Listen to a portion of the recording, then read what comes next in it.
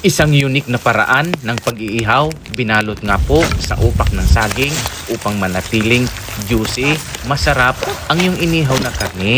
Kagaya na lamang po nitong napaka-juicy at siyempre sobrang sarap na karne ng baka.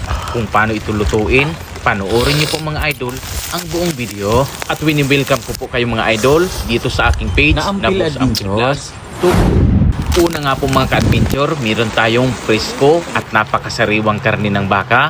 Nilagyan ko lang po ito ng asin at minasage ko ng kunti para kumapit yung asin. At sumunod naman ay nilagyan ko na nga po ito ng bitchin, siyempre paminta para mabango yung ating lulutuin ngayon na ulam. At para mas lalong sumara pa, nilagyan ko ito ng kamatis, sibuyas, luya, sinamahan ko na rin ng tuyo at agad ko na nga itong binalot ng upak ng saging.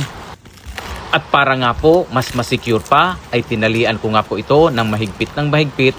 Siyempre 3 beses pa nga po mga idol para wag makawala itong ating iihawin ngayon na karne ng baka. At sumunod naman po mga idol ay nilagay na po natin ito sa nagliliyab na apoy. Siyempre kung nagustuhan niyo po ang video na ito, papindot naman ng heart button, pa-share na rin ng video na ito at huwag kalimutan na i-follow ang aking page na Ampil Adventures. At makalipas nga po mga idol ang halos 3 oras na pag-aantay, itutluto na po itong ating binalot sa upak na saging na inihaw na karne ng baka.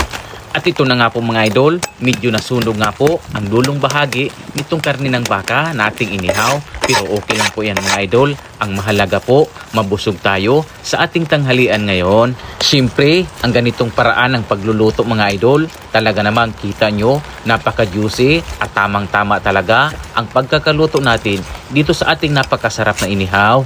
Kayo po mga idol, na-try nyo rin ba ang ganitong klase ng pagluluto? Comment down below po at kung nagustuhan ang video ay papindot naman ng heart button. At sa puntong ito nga po mga idol ay talagang takam na nga po ako na matikman itong napakasarap na ulam. Siyempre hindi mawawala dyan ang maanghang na sawsawan. Kaya naman halina't samahan niyo ako mga idol at titikman na po natin itong napakasarap na inihaw na gamit nga po ang upak ng saging. At pagkatapos nga po mga idol na matikman ko itong ating inihaw, talaga namang napakasarap plus maanghang na sawsawan at mapipil mo talaga ang napakasarap na lasa ng inihaw. Kaya naman kung nagustuhan niyo po mga idol ang video na ito ay huwag kalimutan na pindutin ang heart button, pa-share na rin ng video na ito at papalo ng aking page Ampil Adventures. Habang patuloy nga po ako sa pagkain nitong ating kakaiba na pagluluto ng inihaw, ay gusto ko muna na mag-shoutout sa aking mga kababayan dito sa probinsya ng Masbate. At shoutout ko na rin po mga idol ang aking kaibigan na si Boss Oliver Ortiz Jr. from Manila. Maraming salamat po sa patuloy nyo na suporta at panonood ng aking mga video. At siyempre po mga idol, sana patuloy nyong suportahan ang mga susunod pa na episode ng aking mga pagluluto.